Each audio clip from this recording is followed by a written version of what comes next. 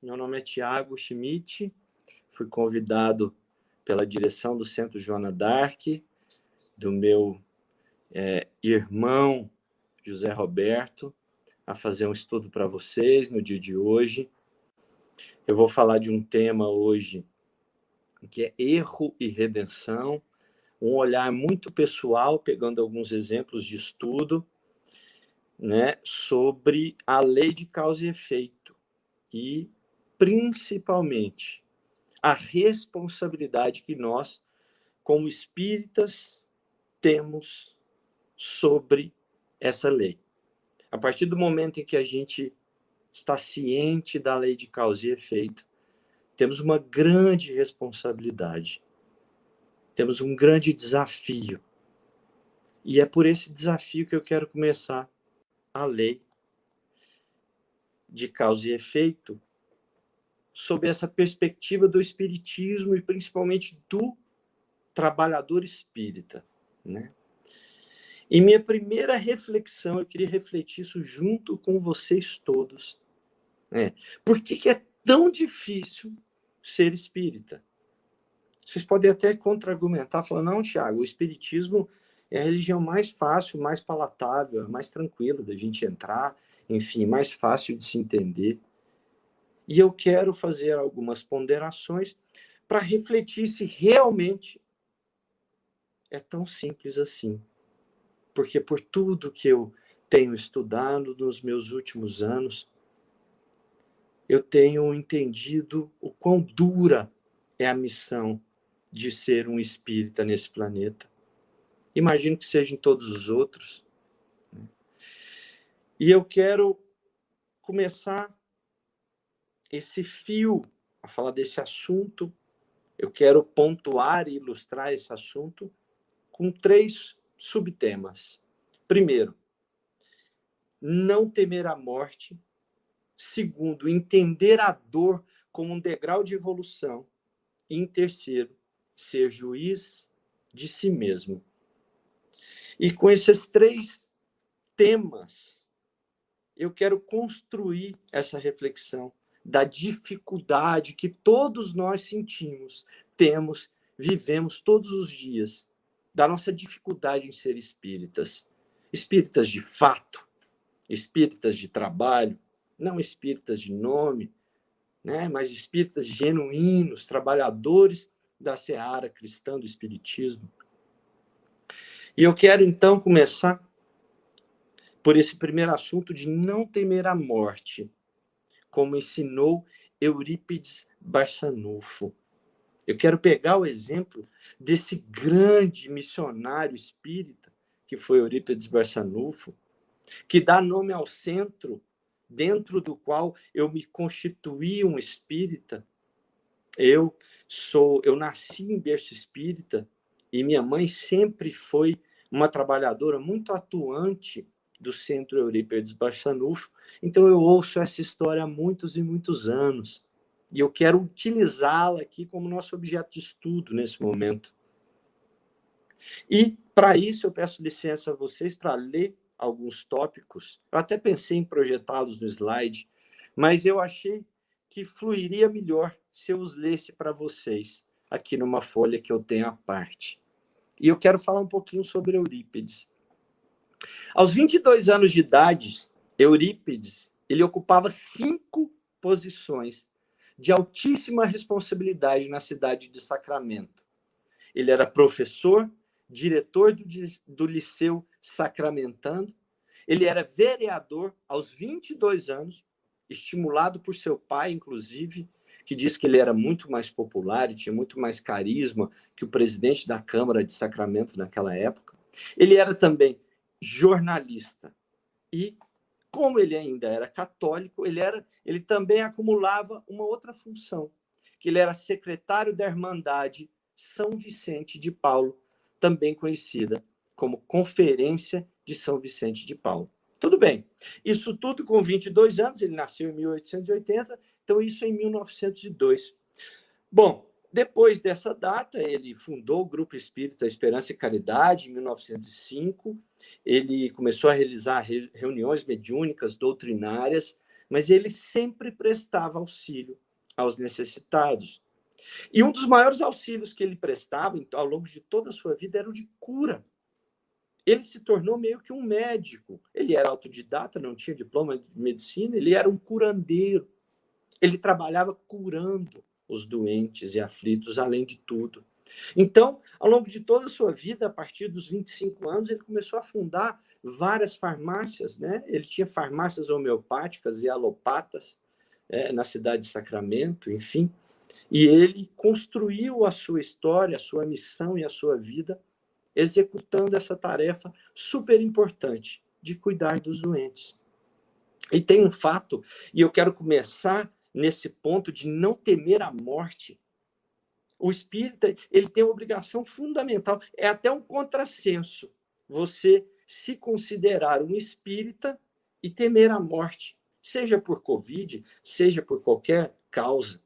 Eu digo por Covid porque, sim, esse é um momento em que todos nós, em algum momento nesse período de pandemia, tememos pela nossa vida.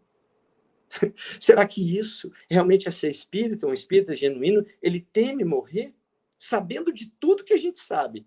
Todas as obras de Chico, todas as obras de Divaldo, todas as obras de Allan Kardec, toda a literatura vastíssima e riquíssima espírita à nossa disposição, detalhando, esmiuçando detalhes minuciosos do plano espiritual, das casas espíritas, das casas de detenção, dos hospitais espirituais, o Vale dos Suicidas, o umbral, quantos ambientes são de maneira profunda analisados, estudados no Espiritismo, nos provando, desenhando para nós o Livro dos Espíritos de capa a capa.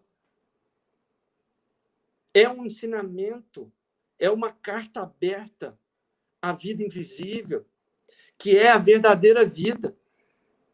Então, não faz sentido. Para começo de conversa, não faz sentido um espírita ou alguém que se diz espírita ter temido a morte nesse momento de pandemia. Eu passei por isso. Eu passei por esse momento de temer pela minha vida, temer pela vida dos meus. No começo da pandemia, eu passei por esse momento, eu confesso a vocês, e tive um chamamento. Um dos meus mentores, esse encarnado, falou, poxa, que tipo de espírita teme a morte? E eu trago essa reflexão a vocês. Que tipo de espírita que sabe que a vida, a verdadeira vida é invisível no plano espiritual, teme a morte? Não faz sentido. Por si só não faz sentido. Mas voltando ao Eurípides, esse sim, um espírita genuíno e verdadeiro, por mais que tenha tido toda a sua formação católica e tenha feito parte da Irmandade de São Vicente de Paulo, ele começou a desenvolver, fundou as farmácias, começou a cuidar dos aflitos, fundou o Grupo Espírita Esperança e Caridade, mas ele começou também, paralelamente a todas essas atividades, a desenvolver a sua própria mediunidade, que dizem era comparável somente à de Chico Xavier. Tão latente, tão adiantada e tão evoluída a mediunidade, o aparelho mediúnico de Eurípides Barçanufo. E aí um dia ele diz para o seu tio, que foi quem apresentou a doutrina espírita para ele, ele fala, tio Mariano, é o seguinte, eu quero saber onde mora o senhor Carlos.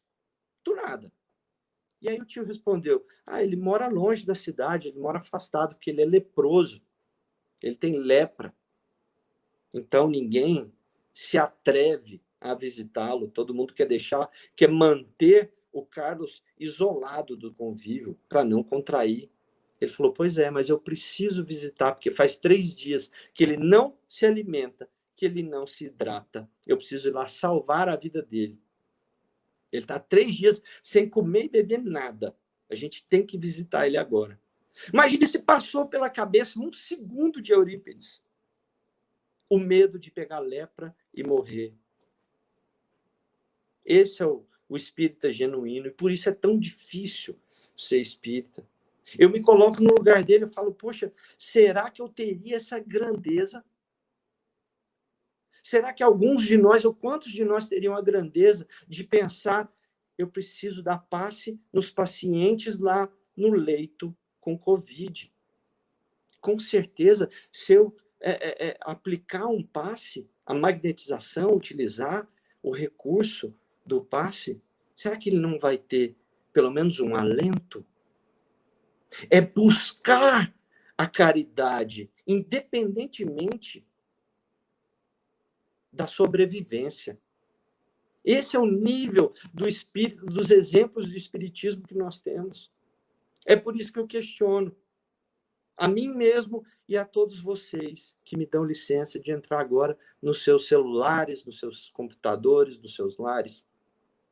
Será que nós somos espíritas genuínos e por isso é tão difícil ser um espírita? Mas não parou por aí, não. Eu vou contar para vocês que Eurípides Barçanufo, depois de ter enfrentado ao longo de sua vida vários ataques jurídicos, falando que ele era um falso médico, que ele tinha que ser impedido, que ele se dizia médico. Tentaram atacar Eurípides de todas as maneiras. Tentaram falar que ele fazia parte de uma religião satânica, que falava com os mortos. Ele foi perseguido, nunca temeu e seguiu cuidando dos doentes com a sua mediunidade, que vários casos de fenômenos comprovadamente mediúnicos, de inclusive desdobramento corpóreo. Mas o ponto é o seguinte: vocês imaginam de que Eurípides Barçanufo desencarnou? Gripe espanhola. Sim. A gripe espanhola, e eu quero que vocês, só a título de comparação do nível desse missionário que eu estou usando aqui como nosso objeto de estudo, Eurípides Barçanufo, quero trazer essa comparação para vocês, comparando Eurípides com o que a gente está vivendo agora. São dados que a gente busca no Google, na Wikipedia. A gripe espanhola, estima-se que ela tenha matado de 17 a 100 milhões de mortos no mundo. A epidemia, talvez, é das mais mortais da história da humanidade. 17 é o número mínimo. Esse número pode chegar a 100 milhões de mortos no começo do século XX. Hoje, eu olhei os dados do dia 18, atualizados no site da OMS, nós temos 1,7 milhão de mortos por Covid-19, desde que essa pandemia começou. É isso, eu quero ilustrar, eu não quero comparar doenças, gravidade, não é esse o meu objetivo. Meu objetivo é comparar o nível de coragem de um verdadeiro espírita, daquele que entendeu tudo que representa, de fato, ser genuinamente bom, ser genuinamente generoso, caridoso. Eurípides, ele morreu de gripe espanhola, porque em momento algum, diante da maior epidemia, da maior pandemia da história da humanidade, passou pela cabeça dele se proteger. Não, eu não vou, não posso ir. Eu vou ficar na minha casa. Eu vou me resguardar. É muito grave a gripe espanhola. Eu vou parar de atender os doentes. Ele fez exatamente o oposto. Ele intensificou o seu trabalho. Ele trabalhou dia e noite tratando os doentes e fez tudo o que ele podia pelos doentes de gripe, por quem tinha contraído a gripe espanhola. Muito mais severa e grave do que a Covid-19. Muito mais massacrante em termos de volume de desencarnação. Essa foi a postura de um verdadeiro espírita. E eu quero pontuar, relembrando a vocês, porque ser um espírita genuíno é tão difícil. Porque em algum momento você tem que pensar, eu não tenho medo de morrer. Isso vai contra todo o instinto natural da carne, o instinto do homem encarnado como animal. É você elevar-se a um nível acima da carne. Essa é a primeira ilustração, meus amigos, a primeira reflexão que eu quero trazer em relação à dificuldade de ser um verdadeiro espírita. É o exemplo de Eurípides Barçanufo e a comparação com a nossa postura ao longo desses últimos meses. Será que em algum momento desses últimos meses eu deixei de fazer o bem, de dar um passe, de levar uma cesta básica, de dar um abraço em um amigo, porque temia a própria vida? Será? Eu acredito que sim, que eu tenha cometido esse erro. E eu lhe convido a fazer essa reflexão. Você foi um espírita genuíno nesses meses? Aquele que não abre mão do trabalho edificante, da caridade, para se preservar? Que é um pensamento absolutamente egoísta. Você se deixou levar para o pensamento do medo, do pavor, do temor, da própria vida? Temer a morte é um contrassenso no Espiritismo. Deixar de fazer o bem porque teme a morte é ainda mais grave. Porque se você transforma instinto em comportamento egoísta. Todos nós passamos por isso. Poucos de nós temos a elevação de Eurípides. Eu quero discutir sobre por quê daqui a pouco. Por que a grande maioria não tem essa grandeza moral de ser um espírita genuíno? Vou passar para o próximo tópico. O primeiro é temer a morte. O segundo, que é dificílimo. É muito difícil ser espírita quando a gente confronta a dor. Ou é muito fácil quando vem o consolo. Mas é muito difícil responder à dor como um espírita genuíno. Essa é a grande questão. Como eu respondo à minha dor sendo um espírita legítimo? E aí eu trago para vocês uma história para ilustrar esse segundo ponto do entendimento da dor, do sofrimento como um degrau para a evolução individual, de entender a dor e o sofrimento como uma lição, como uma escola, como algo que é necessário para o seu crescimento íntimo, para a sua reforma íntima. Diante da dor, existem dois caminhos: aproximar-se de Deus ou afastar-se dele. É difícil ficar indiferente à dor. E aí eu trago para vocês um exemplo, mais uma vez eu peço para ler, porque essa história é um pouquinho longa, mas eu garanto a vocês, prestem bastante atenção, vai valer a pena. Mais uma vez eu me desculpo, porque eu pensei em colocar no slide, mas percebi que ia fluir muito melhor se eu imprimisse a minha colinha e lesse para vocês. Então, essa é uma história que Divaldo conta em uma de suas palestras sobre a reencarnação. E ele diz o seguinte, que certo dia, é a história da Margarete. Certo dia, um casal procurou Divaldo para contar uma história, um episódio muito triste na vida deles. E a mãe disse o seguinte para o Divaldo: Divaldo, é o seguinte, a gente era muito feliz, a gente tinha 6 filhos. Entre esses 6 filhos que eu e meu marido tínhamos, a gente tinha uma garotinha de 5 anos de idade, nossa caçulinha. O nome dela era Margarete. Até que um dia, Divaldo, entrou um terceiro personagem nessa história. Meu marido, que sempre foi um homem muito bom, atencioso, um pai excelente, ele não conseguiu reagir às circunstâncias. E lentamente meu marido trocou o nosso lar por outro lar. Ele começou a visitar essa criatura, a diminuir a constância e a presença dentro da nossa casa. Ele aumentava a sua presença lá, naquele outro lar, e diminuía dentro de casa. Até que ele passou a vir esporadicamente. Ele nos visitava esporadicamente.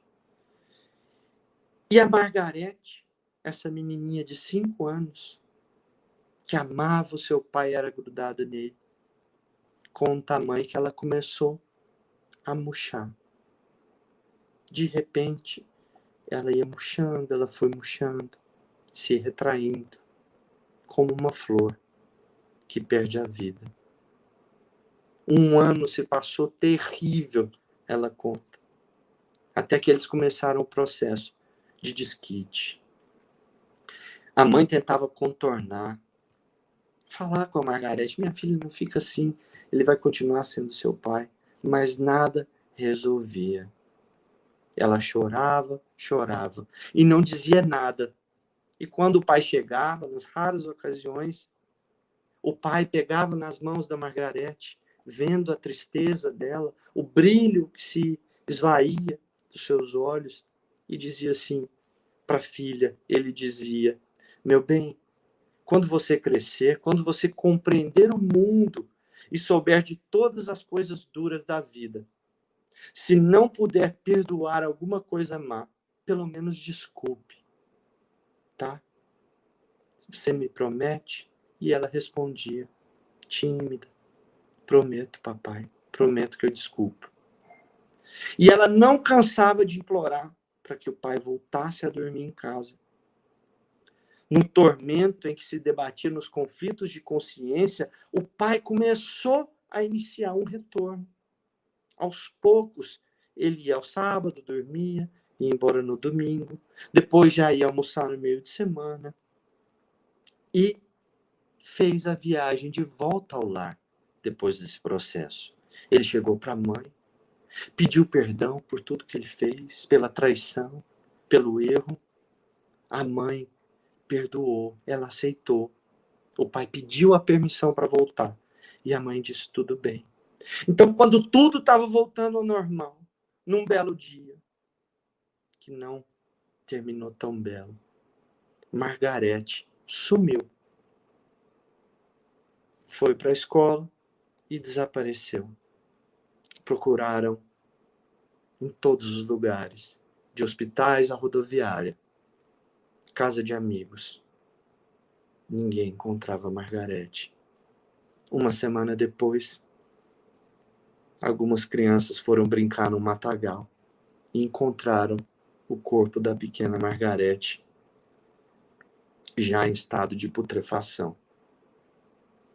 A polícia instaurou o caso, começou a investigar e chegou naquela pessoa que tinha sido amante do pai. E levada a interrogatório, ela confessou com veemência: mataria outra vez, 1000 vezes, porque ela me desgraçou. Tomou de mim um homem a quem eu amava. Para vingar-me, raptei-a e matei-a, para ela nunca mais fazer isso com ninguém. Enlouquecido e desesperado, o marido queria ir ao cárcere, decepar as mãos da criminosa e suicidar-se depois. Foi nesse estado de ódio profundo e absoluto que ouviram de um homem bom que eles tinham que procurar Francisco Cândido Xavier. Então esse casal destroçado em frangalhos viajou para encontrar Chico. Só que quando eles chegaram lá num sábado à noite, já era tarde, haviam acabado as senhas de atendimento do Chico. E aí ela sentou no meio-fio e começou a chorar, em prantos. E aí uma mulher, vendo o estado de choro, de pranto, chegou para ela e falou: olha, eu te dou a minha senha. Eu venho aqui, meu filho já desencarnou tem 2 anos. Eu venho todo mês e ele não me manda nenhuma mensagem. Pode ir no meu lugar. Eu acho que não é dessa vez que eu vou receber notícias do meu filho desencarnado. E a mãe, com a senha cedida por essa mulher, entrou, tomou seu assento, e quando o Chico entrou para psicografar as mensagens, ela gritou: Chico, mataram a minha filha. Chico ouviu, se aproximou dela, abraçou e não disse nada. Chorou copiosamente. Os dois choraram copiosamente, rios e rios de lágrimas, sem uma palavra de Chico. Olha como ela conta, ele me abraçou e chorou comigo, um choro sentido, que acalentou a minha alma e meu coração. Nunca na vida eu senti um consolo como aquele, porque eu só ouvia todo mundo repetir: meus sentimentos, meus sentimentos.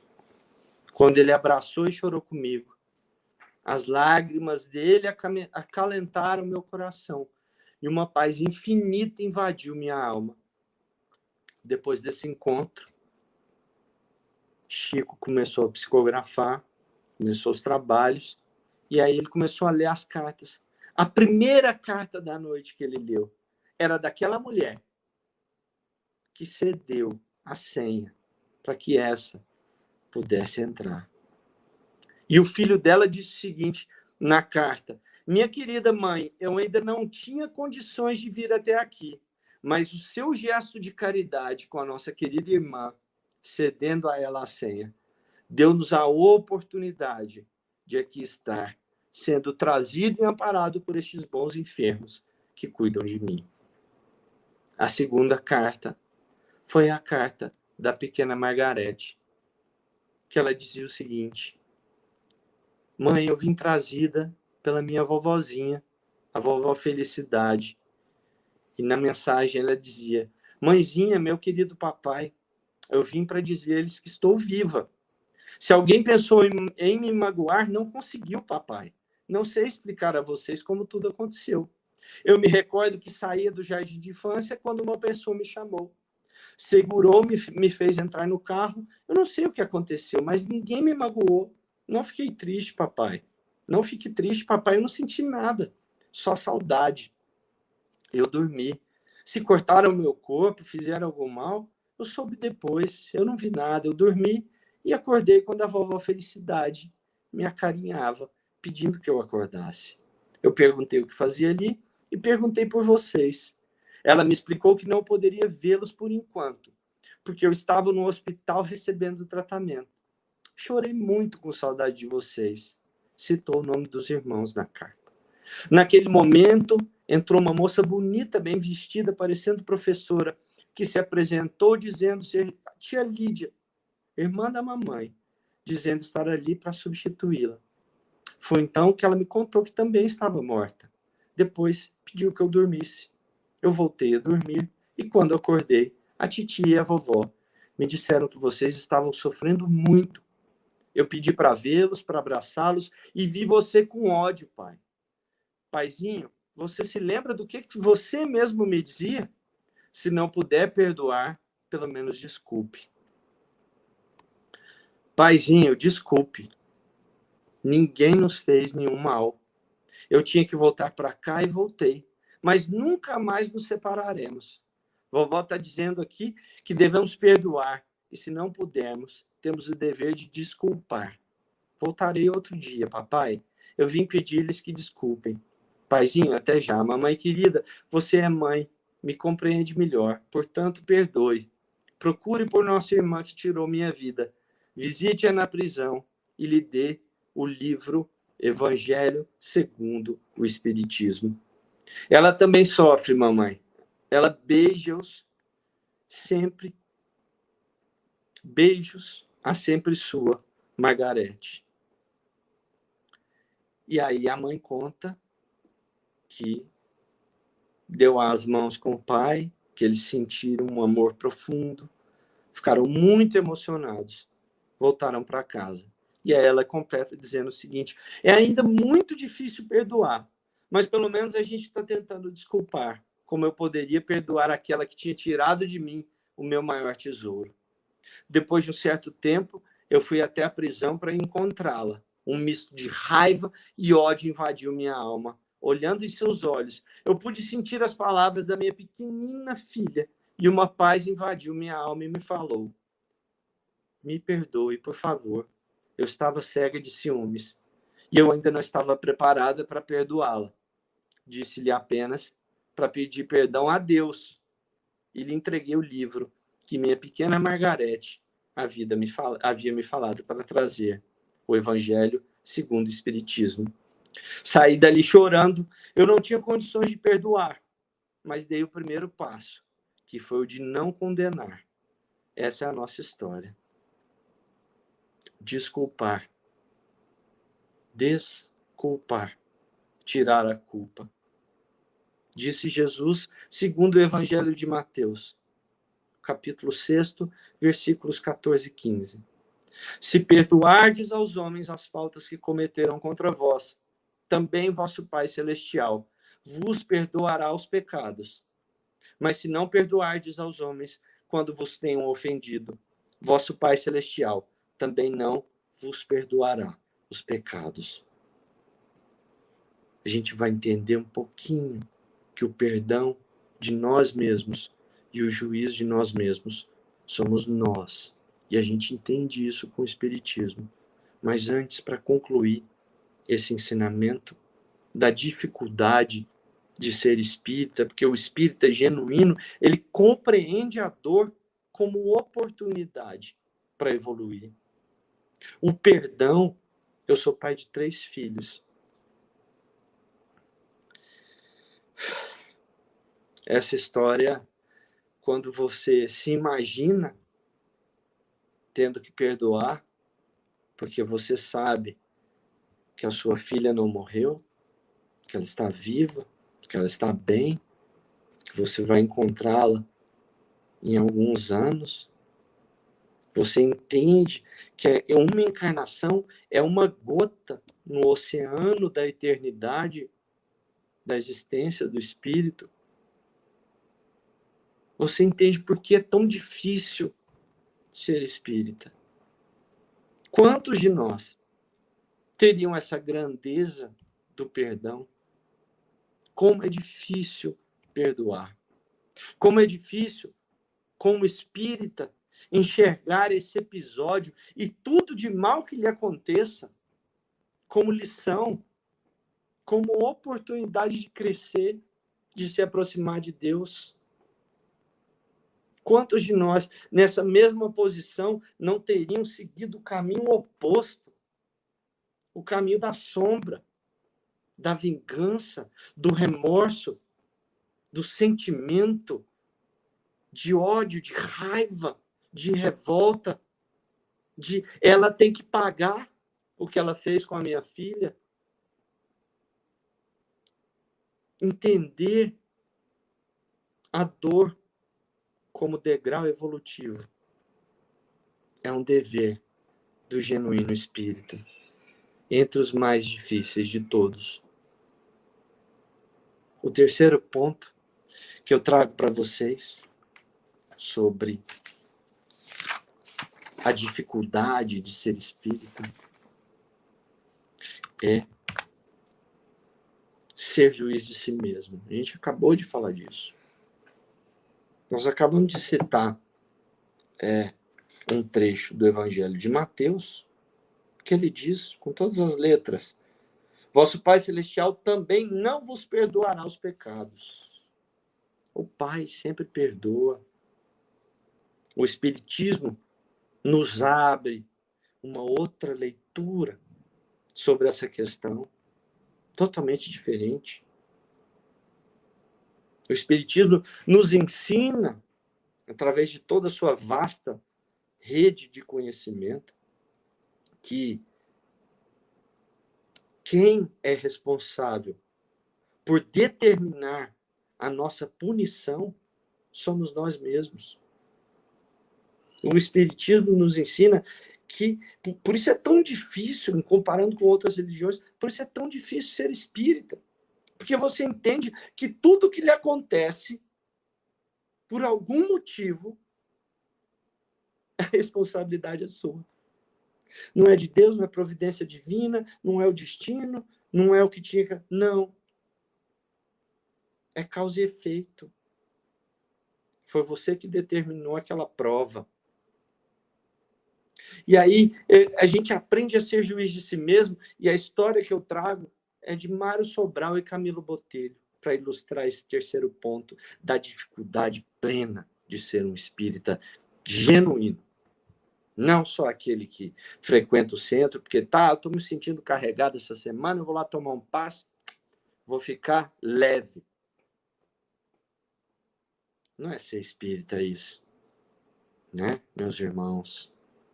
Esse é o aspecto mais egoísta do espiritismo, beneficiar-se a si mesmo. E eu trago para ilustrar essa questão que contradiz, em alguma medida, essa passagem de Mateus, não é verdade? Não é juiz que não é Deus que não vai me perdoar pelos pecados. Nosso Pai Celestial sempre perdoa, entende. Ele olha para nós como crianças, espíritos infantis que ainda não aprenderam, não conseguiram construir no seu comportamento, no seu raciocínio, no seu intelecto, o que é a conduta benéfica, generosa, positiva e caridosa.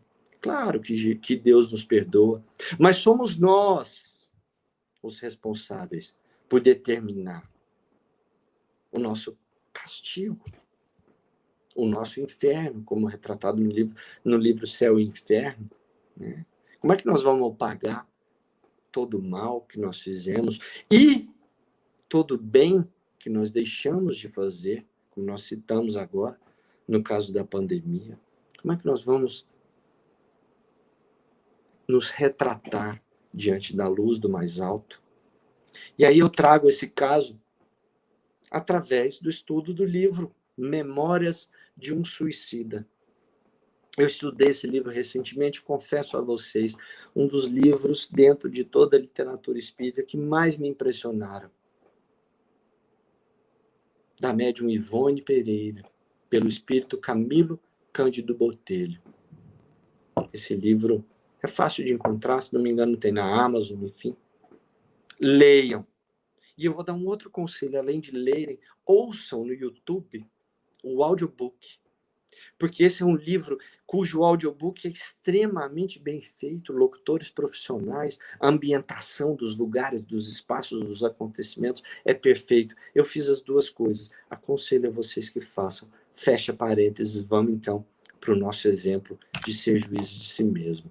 Passando rapidamente aqui pela história, Camilo Cândido Botelho era um escritor português que cometeu suicídio, né?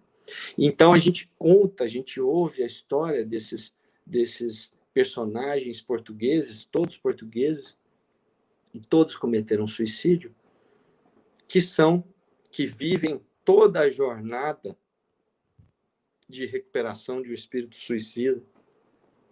Eles passaram pelo Vale dos Suicidas, que inclusive já é o início do tratamento, que é um lugar que já faz parte dos cuidados de Maria, que Maria, Mãe Santíssima, é a responsável por cuidar dos suicidas. Então, nesse livro, eles contam essa jornada desde o cometimento do ato até o momento da reencarnação. É um livro absolutamente brilhante, que disseca toda a doutrina espírita em todos os seus fundamentos básicos kardecianos, todos estão contidos ali naquela história maravilhosa e magnífica que conta a história desse grupo de portugueses: Camilo Cândido Botelho, Belarmino de Queiroz, Jerônimo, João do Azevedo, Mário Sobral. Eu vou falar aqui especificamente do Camilo, que é o escritor e protagonista da história, e do Mário Sobral. Mário Sobral ele se suicidou, ele foi enforcado, grandes olhos negros, cabeleira revolta, um olhar alucinado. Cursara a Universidade de Coimbra, boêmio, rico de Lisboa. Seu palavreado era nervoso e fácil. Ele seria um excelente orador se não tivesse saído da Universidade boêmio e não sábio. Fora uma entidade das mais sofredoras do Vale. Abandonou a família por amor a Eulina, uma brasileira que o traiu. Ele a matou estrangulada e suicidou-se enforcado com tiras de lençóis da amada. Mário Sobral, o que eu quero trazer aqui para vocês, uma pequena ilustração. A gente tem na figura de Mário uma situação emblemática que ilustra muito bem essa história que eu acabei de contar de Margarete. Alguém o traiu, o feriu, o magoou, machucou o seu coração, seus sentimentos, o humilhou perante a sociedade. E eu digo mais, nada que se compare ao assassinato de um filho. Honestamente, um adultério em comparação com o assassinato de um filho é algo relativamente leve, né? Vamos ser honestos. Mas o que eu quero chamar a atenção é que ele tinha ali duas opções. Ele tinha duas opções, exatamente como a mãe e o pai de Margarete naquele momento. Ele tinha a opção de usar aquela dor, aquele sofrimento como degrau para ele crescer, perdoando, que é das maiores ferramentas evolutivas que nós temos à nossa disposição é o perdão. Todos nós sabemos disso. E como é difícil perdoar. Como a gente não consegue perdoar de maneira genuína. E Mário Sobral, ele tinha, diante da traição, duas alternativas. A do perdão e do caminho da luz. E ele escolheu a pior de todas as opções. O caminho das sombras, mas de maneira visceral. Assassinou e depois cometeu suicídio.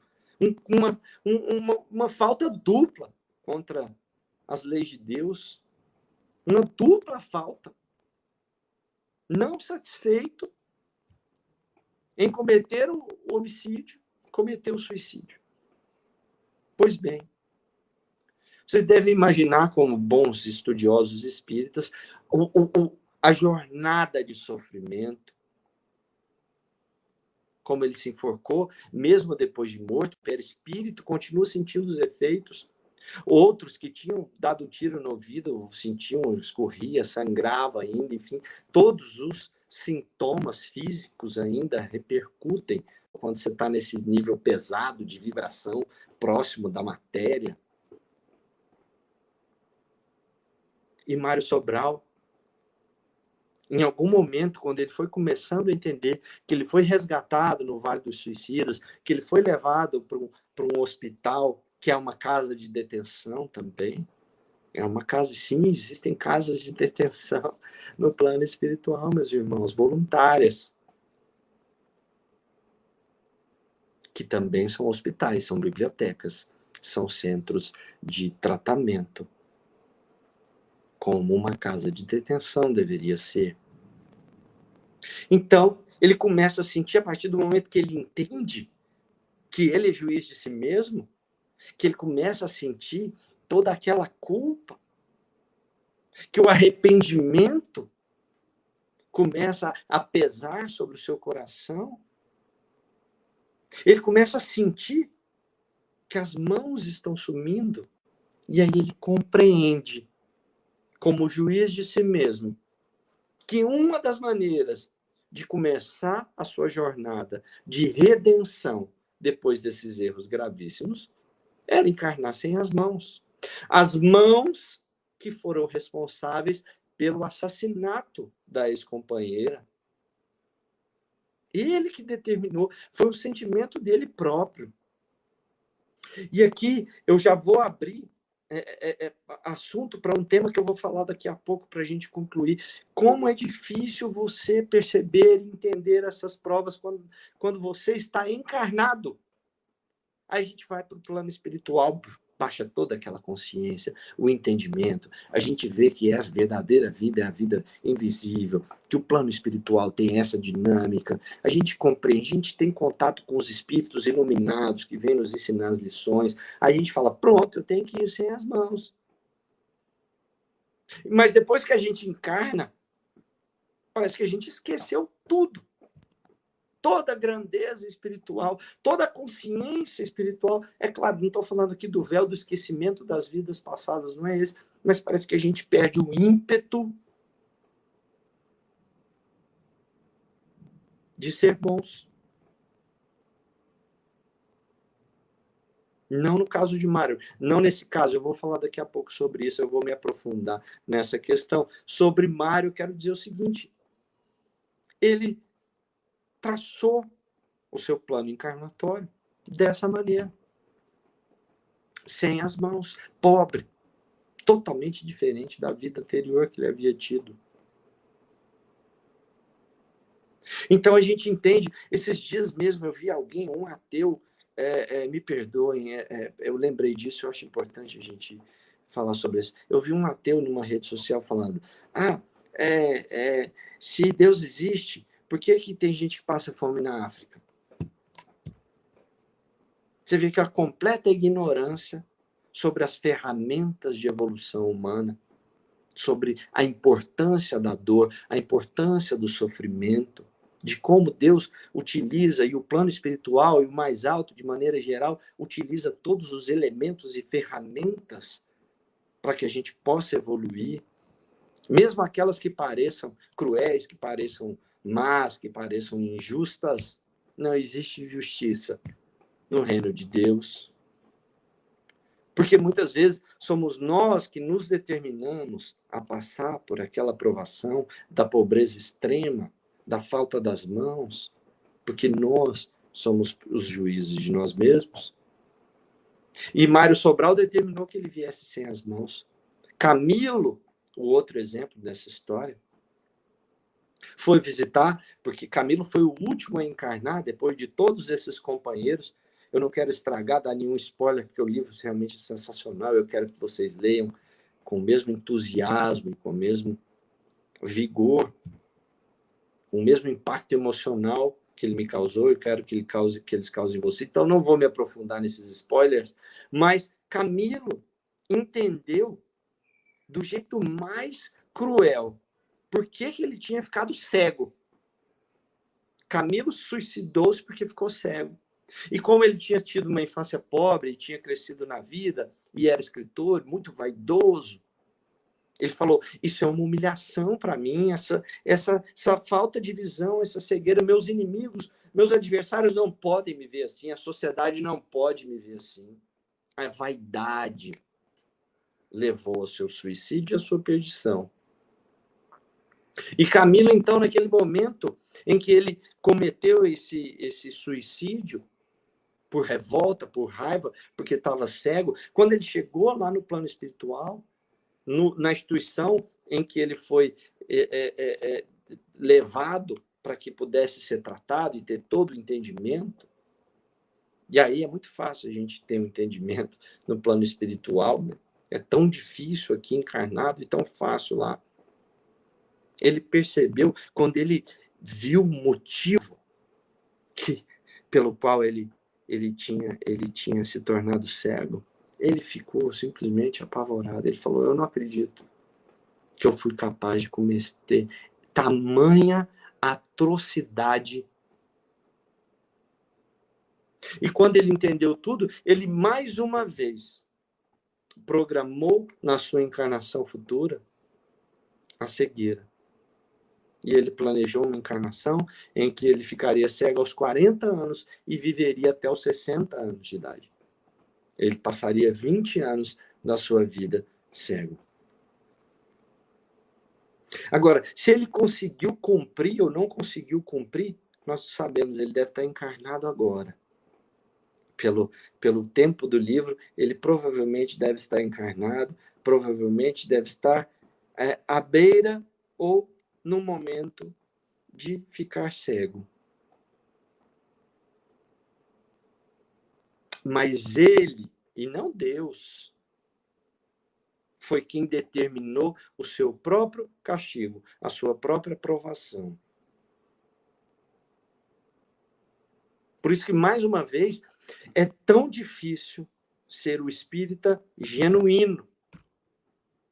Porque não basta a gente ter esse entendimento quando está lá no plano do espírito, planejando a encarnação, com toda aquela culpa, sabendo tudo que aconteceu nas vidas passadas, olhando todos os nossos erros, né, que ficam gravados, né, na nossa história, na nossa consciência eterna.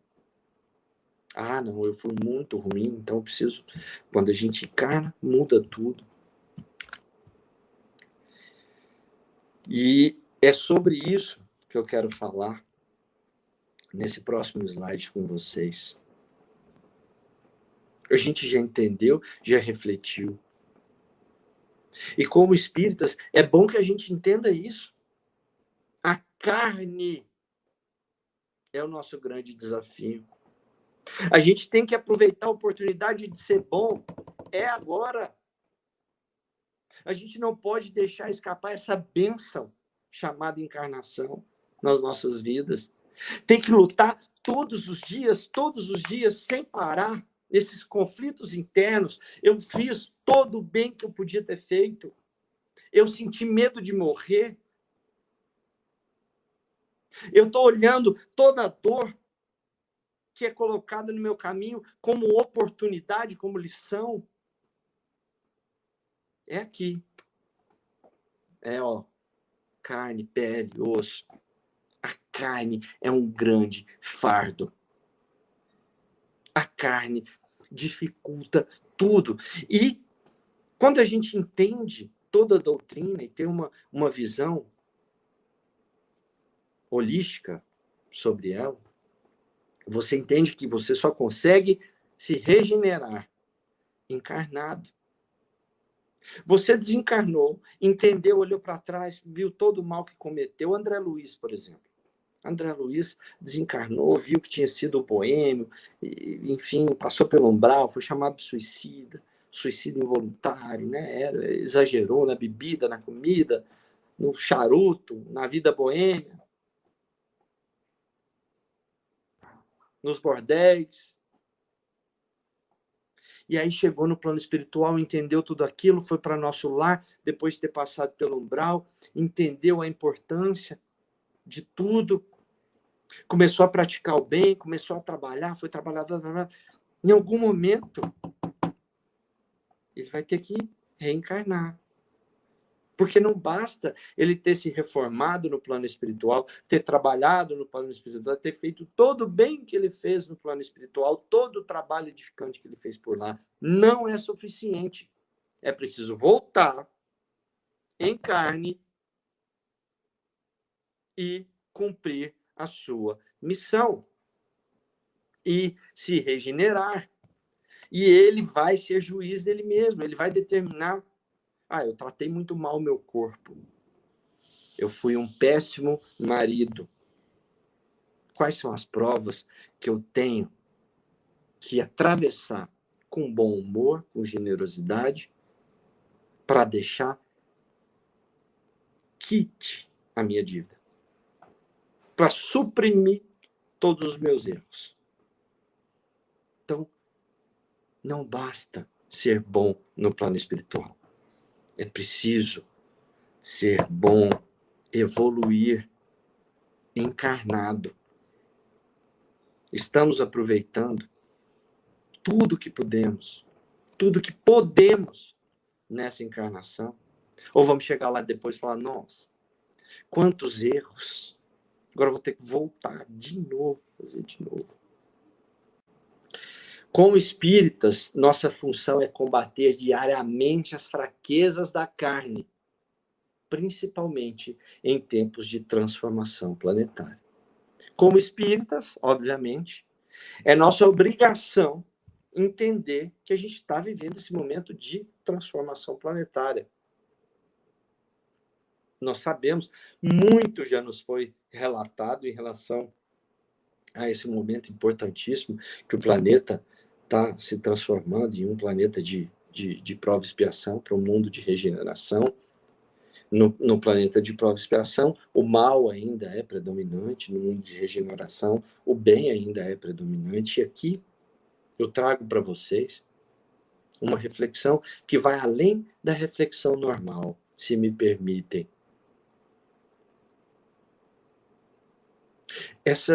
Esse combate diário das nossas fraquezas, do medo de morrer, de não tomar as rédeas da nossa vida de um jeito que a gente não tenha que ser juiz, com uma punição muito severa no futuro. A gente não abre mão do nosso trabalho espírita com medo de Covid ou de qualquer outra coisa, ou de trabalho comum do dia a dia. Ter a coragem de Eurípides, a gente ter a grandeza da mãe da Margarete, entender a dor. O planeta vai evoluir. Quem não evoluir com o planeta vai ter que ser degradado para outro planeta. Simples assim. Existe um plano de Deus que é maior do que qualquer individualidade. Há de haver mudanças na compleição física do nosso organismo. É inevitável. Espera-se do planeta Terra um planeta que contribua muito mais para o resto do sistema solar em termos espirituais. Como a gente sabe que Júpiter é um mundo muito evoluído, Saturno contribui diretamente com melhoramentos científicos de todos os planetas. Vêm espíritos enviados de lá para cá para intuir os nossos líderes, para intuir os grandes missionários, cientistas, líderes de toda sorte, que são intuídos a descobrir coisas novas e fazer o planeta evoluir. Espera-se que a Terra também contribua com o resto do nosso sistema solar. E para isso, precisa evoluir. Então, no fim do dia, a Terra vai evoluir. O que nós temos que nos questionar é, nós vamos evoluir muito ou a gente vai ter que mudar de planeta? Porque nós não vamos acompanhar esse planeta. Não estou dizendo que 10 anos, não. Estou dizendo perspectiva de longo prazo, do plano espiritual. Já faz 2000 anos que Jesus nos tocou com as suas lições. De lá para cá, quanto cada um de nós melhorou. Quanto cada um de nós procurou se aproximar desse modelo e desse guia. Nós espíritas, meus irmãos, meus amigos, temos ainda muito mais responsabilidade. Muito mais. Porque nós conhecemos o plano espiritual. Ao contrário de André Luiz, que não era espírita, nós, meus irmãos, temos o conhecimento, temos a obrigação de não temer a morte, de entender a dor como degrau evolutivo e de ser juízes de nós mesmos, aceitando as nossas missões e sendo o melhor que nós pudermos ser. Queria agradecer a vocês todos. Fiquem com Deus. Muito obrigado pela paciência. Me perdoem se eu não... porque eu com certeza não estou à altura do estudo que vocês merecem. Mas tentei fazer o meu melhor. Muito obrigado, meus companheiros. Fiquem todos com Deus.